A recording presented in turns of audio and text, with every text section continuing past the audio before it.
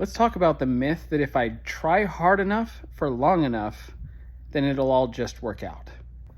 So I had an experience with a piano student last Friday, and we had just moved her scales to be a little bit faster, so they were uncomfortable. And she came and she played a scale for me, and I asked her, scale of 1 to 10, how would you rate yourself on how well you did that?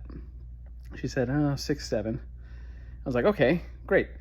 How are we going to make that a 10? What things need to happen to make that a 10? And she said, well, if I just practice it for long enough, eventually I think it'll happen. How often do we think that in life? We often allow ourselves to think this way because we've experienced it. We've experienced that if we just do something over and over and over again for days and days and weeks, eventually it tends to work out. My piano teacher used to tell me, Mark, you need to get it out of your head how long it should take to do something or to achieve something. And he said, there's always a reason for everything. If you're not achieving a scale or a passage or just not getting what you want out of something, there's a reason for it. And if you can find and isolate that reason, you can then understand how to achieve that now. So my message to this student was simple.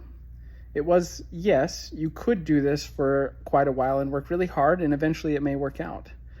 But let me just tell you that the reason you are uncomfortable playing this scale right now is because it's hard, and because it's hard, you are tensing up and you are introducing all of this tension, trying so hard to play this scale fast. And because you're doing that, you are actually limiting yourself. You're actually making it impossible to play that scale the way you want to. So instead of trying hard and just doing it long enough, what you actually need to do is relax. And you need to let go of that tension. So we worked on that. We workshopped that for a few minutes. And then I said, play the scale again. She played it. And she played it like at a 9. It was almost perfect. This experience illustrates that sometimes when we're experiencing friction in our life, we're reaching and we're stretching for something, some big goal, that sometimes if we're just trying too hard, we're actually blocking ourselves from achieving it.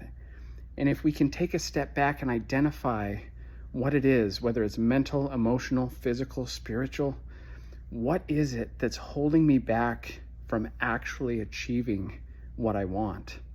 If we can identify that, then we can start to understand what we need to change about ourselves to invite what we want better into our life and actually achieve it much sooner than we originally thought.